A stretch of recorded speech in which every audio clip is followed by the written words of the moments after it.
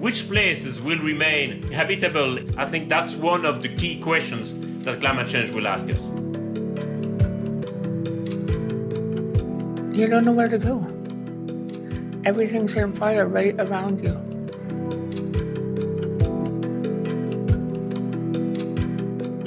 We're talking about issues that are fundamental to our societies, but that governments, political leaders are not yet comfortable talking about.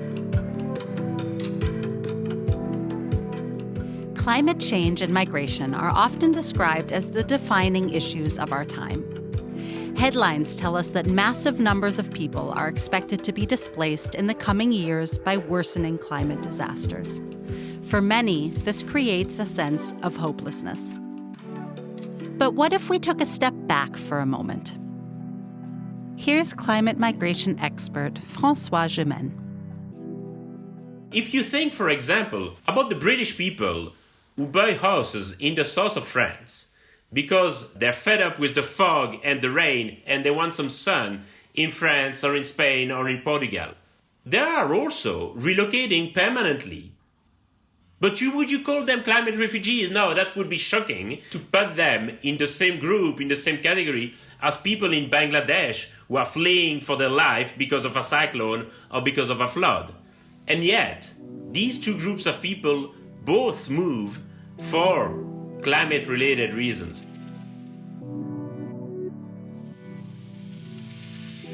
Trying to link climate change directly to migration and discussions focused on labeling climate migrants often miss the mark. In this podcast series, we'll explore how individuals and communities use and have always used mobility as a strategy to adapt to environmental changes. Welcome to Voices on the Move, a podcast that brings together researchers and migrants to initiate a human-centered conversation about climate change and its relationship to migration.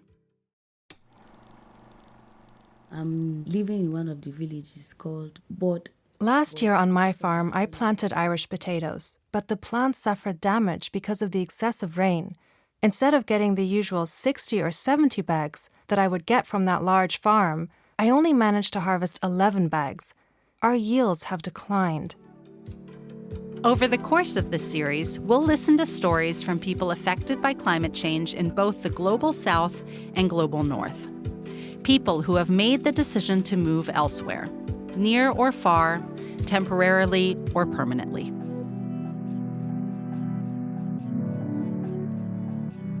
This series is a collaboration between York University, the Dadele Institute for Global Health Research, the Habitable Project, Samuel Hall, and Migration Matters.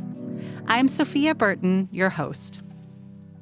In this first episode, we'll hear from three renowned scholars whose work focuses on this intersection of migration and climate change. When it comes to dealing with the impacts of climate change, there is a kind of strong narrative around the collapse of societies, around the devastating impacts of climate change, as if those would only materialize in the future. This is François Gemenne, a professor of political science and the director of the Hugo Observatory at the University of Liège. François co-leads the International Habitable Research Project. I think that a lot of people in industrialized countries still think of themselves as immune from the impacts of climate change. We really need to shift the focus on this to consider not just what's happening to ourselves and not just what might happen in the future, but to consider what is happening right now elsewhere. Now we turn to Yvonne Su, an assistant professor and director of the Center for Refugee Studies at York University in Canada. Her work focuses on climate change-induced migration and post-disaster recovery. When I look at the headlines about climate change and migration and mobility, climate change is often only talked about that it's this natural phenomenon. Most of the time, the headlines are very dramatic. They're often talking about waves of climate refugees, floodgates being opened. There's lots of these very natural metaphors that are used that often overwhelm people who are reading it. And then another level is the fact that we tend to misunderstand what pushes communities to leave or what the decision-making process is. Nassim Majidi is a researcher and co-founder of the social enterprise Samuel Hall. Samuel Hall specializes in on-the-ground research on migration and displacement with migrants and local communities. Perspectives from the Global South are chronically underrepresented in climate research. This also applies to the perspectives and knowledge of women and indigenous populations worldwide. In this podcast series, we'd like to change that. So if we actually listen to the communities themselves, they will tell you the problem is not climate change. The problem is the lack of preparation, prevention, and response by governments. A lot of governments see migration as something they could resist, as something that they should try and avoid. Whereas if they were to organize and plan migration, then it would give migration a real chance to become a meaningful and efficient adaptation strategy. I think we need to have a more nuanced conversation about climate change and migration today because historically the conversation has been around the label of climate change refugees. But I think it's so much more than this legal and policy-oriented conversation.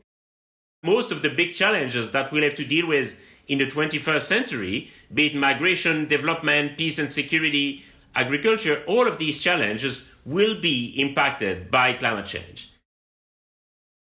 Migration is often approached as a political issue, while climate change is approached as a scientific issue. Our podcast series takes a story-based approach to bridge that gap, focusing on the lived experiences of people in climate-vulnerable areas, along with contextualization from scholars.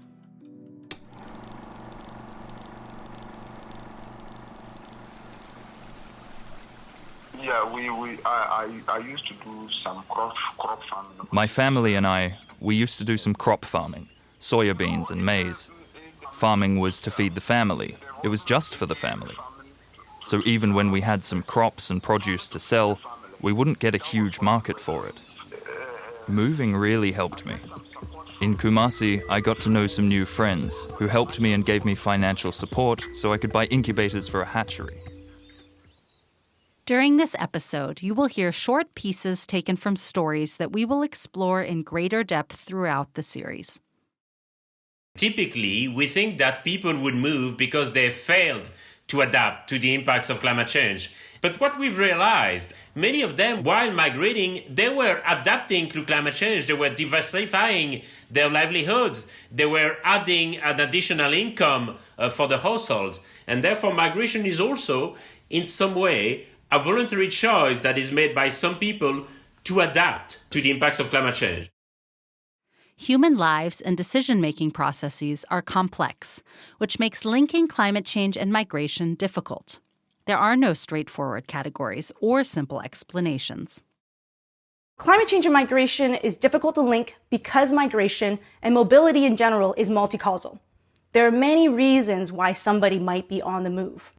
It's very blurry, it's very complicated, and it's very messy. And academics and policymakers don't like that. They want to put people in boxes.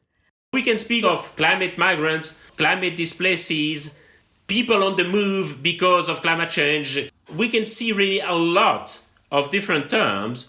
What we don't realize is that climate impacts or environmental changes in general are not independent from political and economic variables. Rather than set apart climate migrants as if they were a specific kind of migration, we need to better understand how climate change influences the other drivers of migration.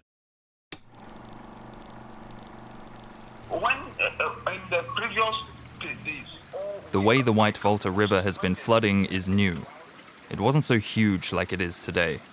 The floods were always limited to a certain time. Now it's flooded for a month or more. Heavy rainfalls can destroy everything. Floods wash away the soil, the fertile soil in the farm, which is the source for our plants, the source for a good yield. After flooding, it all gets soaked in the water and then rots.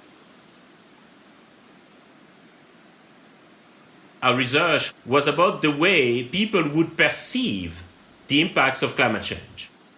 So, for example, the people were under the impression that it was raining more, whereas actually it had rained less in the past few years. And obviously, people make their decision on the way they perceive environmental changes, not on the environmental changes themselves. Climate change is a slow onset phenomenon in many cases. It means that basically people, communities, countries have time to adapt.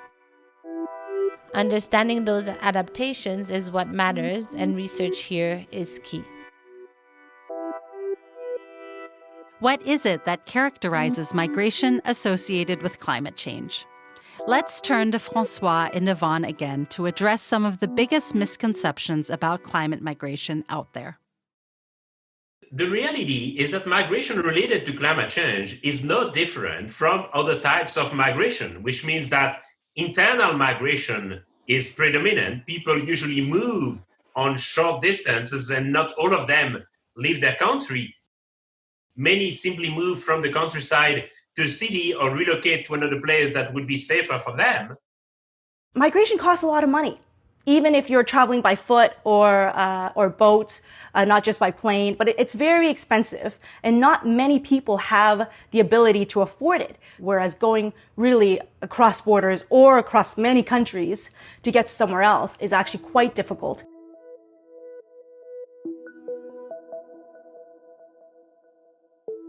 The Internal Displacement Monitoring Center tracks the number of people forced to move due to conflict and climate disasters worldwide. In 2023, they recorded 46.9 million internal displacements across the globe, with 26.4 million due to climate disasters. That's over half. These displacements occurred globally, including in high-income countries like Canada and New Zealand, which recorded their highest figures for climate disaster displacement.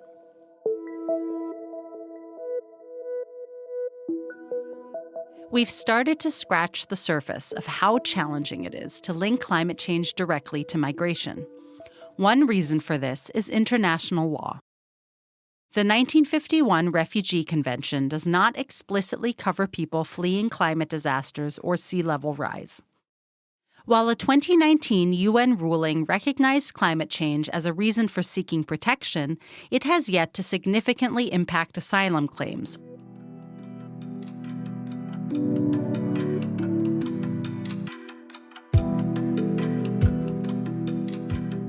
You are listening to Voices on the Move, a podcast on how climate changes people's mobility.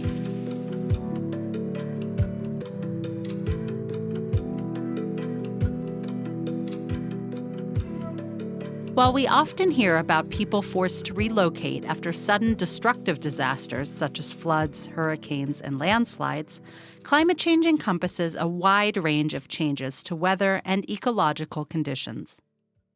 Slow-onset environmental changes are even harder to link to migration. In these cases, people may experience a drop in income, seek new economic opportunities, or move for education, but they rarely cite climate change as the primary cause of their migration. François Gemenne outlines three main categories of environmental changes that influence migration flows.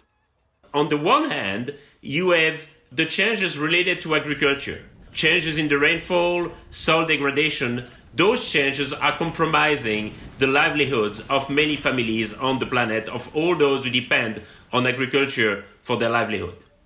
For you and me, our paycheck at the end of the month does not depend on the weather.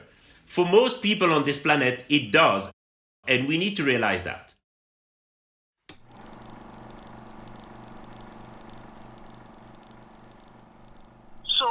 Most of them, they will not be able to farm again.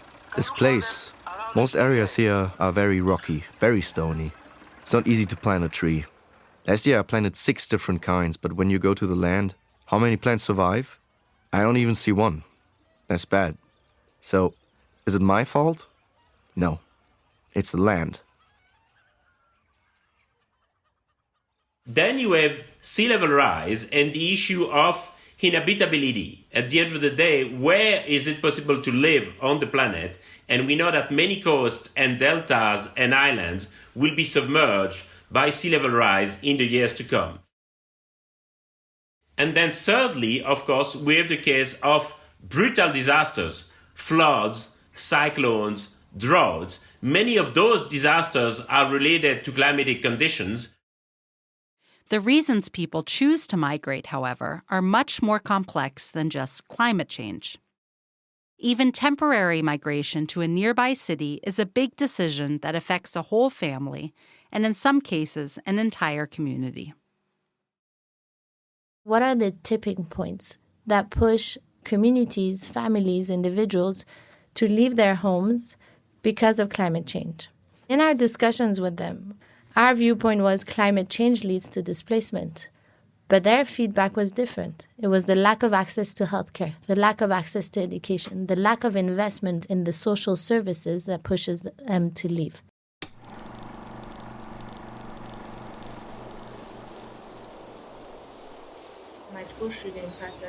We tried to help ourselves as best we could. During the drought, we tried cultivating crops that needed less water, such as medical plants. We also dug ditches to store water, but it wasn't enough.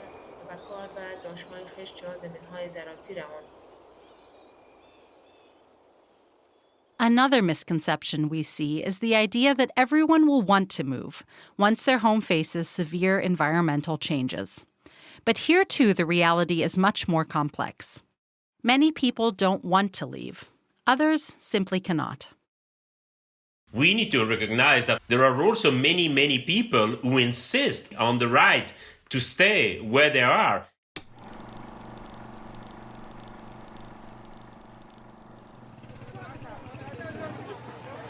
I cannot run away from Lungbunga because of ancestral grounds. Our great-grandfathers were buried here. We want to die here too, and we can still live here. We need to remember that there's a lot of sentimental, cultural, societal value to sense of belonging where they are and their history and traditional homeland. And we don't put enough value to those more sentimental, more social, more cultural aspects when we discuss climate change and mobility. Acknowledging the role that migration can play in responding to climate change, rather than viewing it as a threat, can support positive and more innovative adaptation strategies. Voices on the Move centers on the real-life experiences of people dealing with climate change. A taste of what's to come. We'll hear from farmers from Ghana and Mali, women in Afghanistan and Nigeria, and Indigenous people in Canada and Kenya, along with many more. Today we meet Jordan, a young world traveler from Canada who has come closer than he ever would have imagined to the immediate effects of environmental degradation and displacement. I just kind of had, itchy feet. I wanted to grow and get out of my bubble. So I was traveling through Southeast Asia, and I just bought a one-way ticket. I was working at a hostel. This was in Cambodia. It was called Mom's Kitchen. Positioned beautifully, it was right on the beach. So a few feet away from where our deck ended, it was just sand all the way down to where the waves were. And it was a very nice tiny community, just kind of like a beachside community. I want to say 50-50 between people who kind of lived there off and on throughout the years and the locals who lived there year round, and then lots of tourists coming through, kind of sustaining the economy. So there was a lot of interesting characters. So Mom's Kitchen was where I worked and lived, and I ended up finding a little slice of paradise.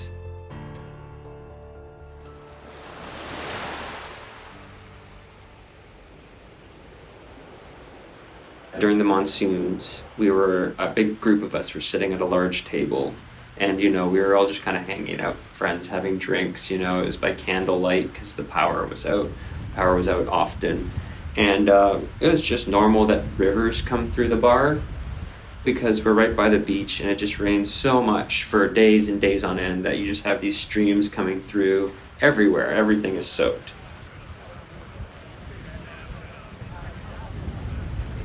And we were all sitting around this table, and it was dark and stormy, and we were drinking beers. And two people sat down at the same time around this big long table. And it sounded like there was like a thunder strike. And all of a sudden, the two people and the whole table were like a good 3 feet lower. And the whole ground had collapsed.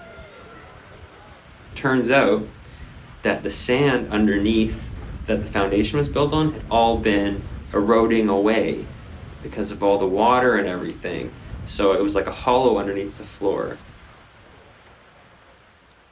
And I swear, like, you know, the entire table just dropped perfectly into its own footprint. And I was sitting at the edge of where all of a sudden this big crack was.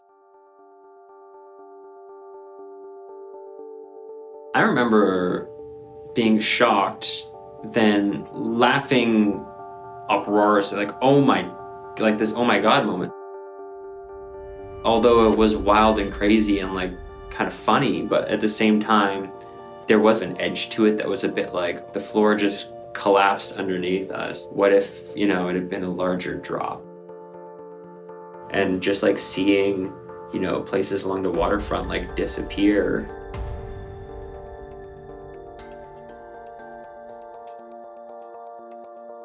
People were aware that that was happening.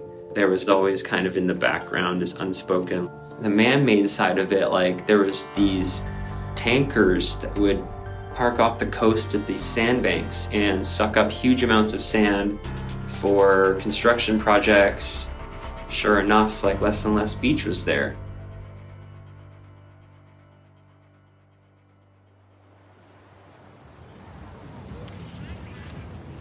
Like when you talk to Mom about it, like obviously her concern was this was the building she had just invested in collapsing. And that's like unacceptable if you're gonna try and run a business and support a family off of it. Like you can't have your building collapsing. When they were reconstructing it, they just rebuilt it with the exact same materials. So they just refilled sand and put another layer of concrete over it. It was kind of like, this will just happen again.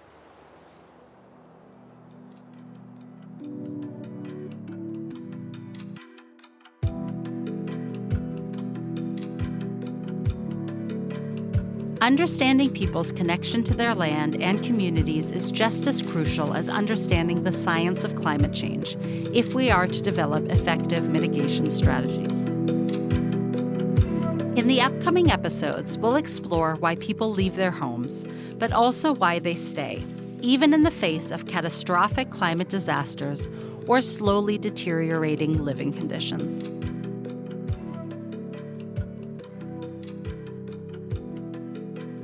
Thank you to our researchers, Dr. François Gemenne, Dr. Nassim Majidi, and Dr. Yvonne Su, and to the people who shared their stories with us. If you are interested in reading other stories, check out climatedisasterproject.com and the show notes for further resources. In our next episode, we travel to Afghanistan and Somalia to unpack the labels used to categorize people on the move and how these labels influence the support they receive.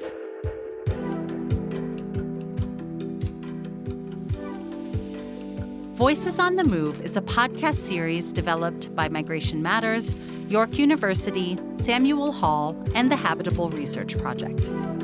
The project is funded by the Canadian Social Sciences and Humanities Research Council and the Habitable Project. It is hosted by the Dadele Institute for Global Health Research at York University. Our producer and senior story editor is Bernadette Klausberger. Our editorial team for this episode includes Frankie Reed and Sean Holman and Hannah Seaton for the interview with Jordan. The series is edited by Lina Schulz. Audio engineering by Elia Arnold and Edward Hutuliak. Original music and sound design by Elia Arnold. Studio facilities provided by Alias Film und Sprachtransfer. I'm Sophia Burton, your host. Until next time, with more voices on the move.